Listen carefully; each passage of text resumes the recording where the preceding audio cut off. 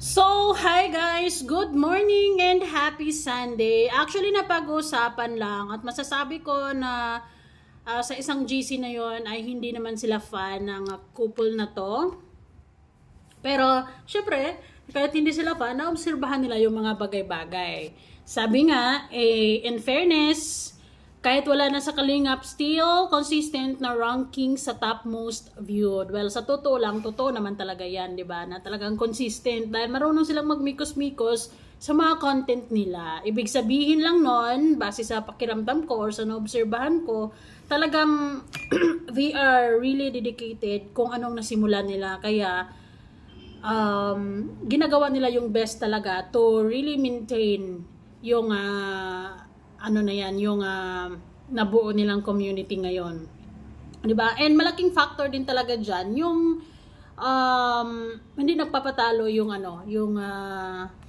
yung dalawa sa kung ano mga pagsubok nila. Because kung nagkataon na naghiwalay sila, so syempre watak-watak na rin sila dyan at hindi na rin siguro ganun ang magiging ranking niya. So malaking bagay talaga na naging totoo yung relationship nila from love team to real couple talaga, and then nakikita din ng mga fans kung gaano sila katotoo para sa isa't isa and how they really support each other. So yun, continuous ang suporta ng mga solid fans talaga. And then, plus, kung marunong kang magmikos-mikos sa mga contents mo dyan, di ba, nakadepende naman yan sa'yo kung paano mo imikos-mikos yung mga contents mo, lalo na kilala na rin naman sila sa community, di ba? Libo-libo naman talaga nakasubaybay sa kanila and bumilib sa kakayahan nila. And until now, talagang nasa top pa rin sila, di ba? At hindi yun nawawala kasi kumbaga nami-maintain din nila yung tiwala ng mga fans nila, lalo na sa mga sponsors. Malaking bagay yun na nakikita at nararamdaman nila na totoo ka sa kanila or transparent ka sa kanila para manatili sila sa iyo, 'di ba? Pero sa akin talaga malaking bagay talaga yung kumbaga kahit sinubok sila, kung ano mga pagsubok, tuloy-tuloy naman lahat naman ng relasyon sinusubok talaga. Pero hindi sila nagpapatalo. 'Di ba? Muntik na actually noon. Pero mas nangingibabaw talaga siguro yung pagmamahalan nila, kaya hindi sila nagpapatalo kahit anong mga pagsubok dahil sa ganyang relationship kasi kapag nasa public may mga fans talaga na hindi maiwasan na nagkaroon ng komento, like mangingialam in a good way or yung iba in a bad way, 'di ba? Pero good thing sa kanilang dalawa dahil nami-maintain nila yung relationship talaga nila, naalagaan talaga nila ng mabuti. And syempre, bottom line dyan is yung tiwala, syempre yung consistency, syempre yung effort, at syempre pagmamahal talaga. Dahil wala namang lahat ng yun kung wala kang pagmamahal. Kung wala silang pagmamahal sa isa't isa, matagal na silang nabuwag. So good thing, yung pagmamahalan nila is top tier. Yung talagang yun yung nagpapaikot. Sabi nga nila, 'di ba? Love will make the world go round, tama ba? So, 'yun. Kapag nangyaring maghiwalay sila, kung susubukin talaga sila ng matindi, 'di ba?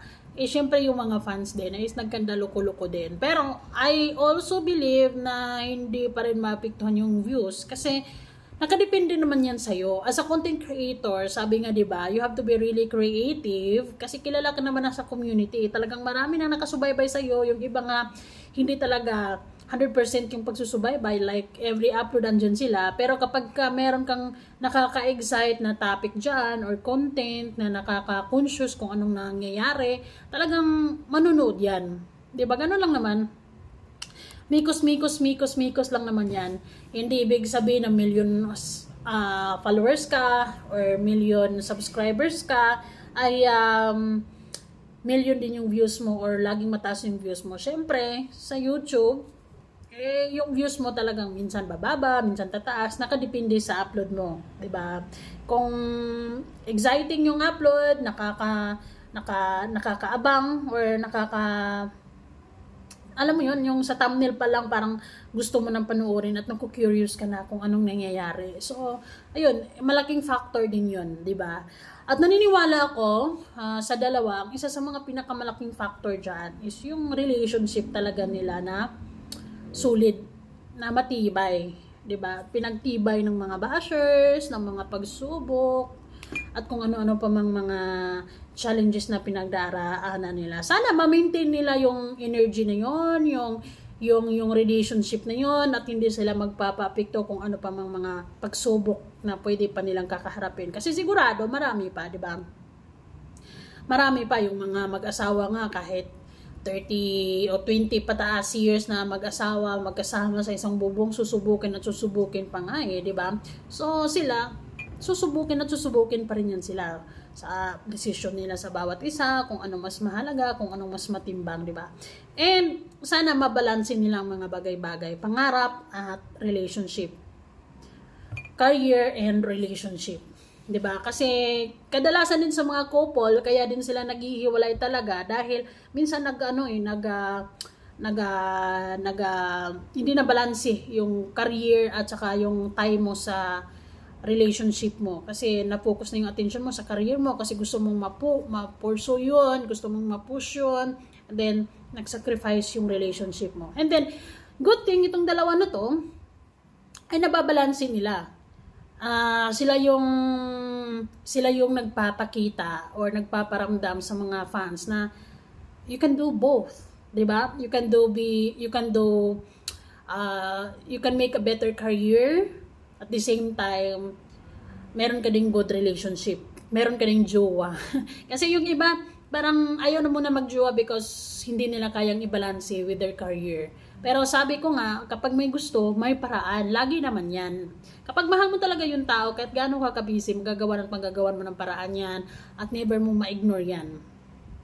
Pero may mga chance din talaga na yun yung nagiging dahilan. Pero good thing sa dalawang yan ay naibabalansin nila. Kahit paano, talagang hindi nila pinababayaan kung ano man ang meron sa kanila, 'di ba? Hindi naaagaw lahat ng trabaho ang oras. Kumbaga, kahit medyo magkalayo sila ngayon, ay sinusubukan nila yung best nila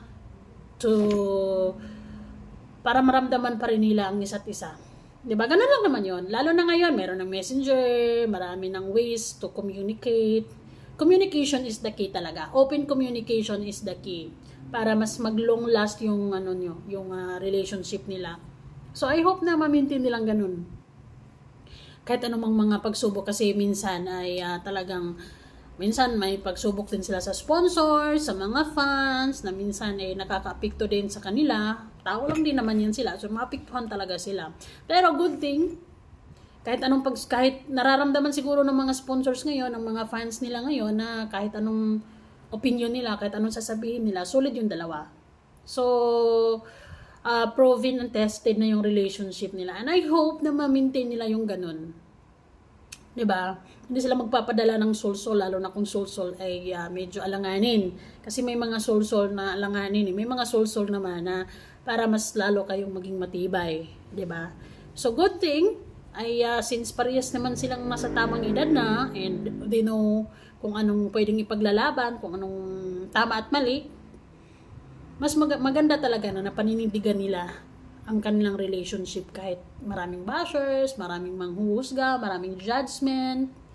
And yun yung naging malaking factor din kung bakit nami-maintain din nila yung community na nasa top pa rin hanggang ngayon.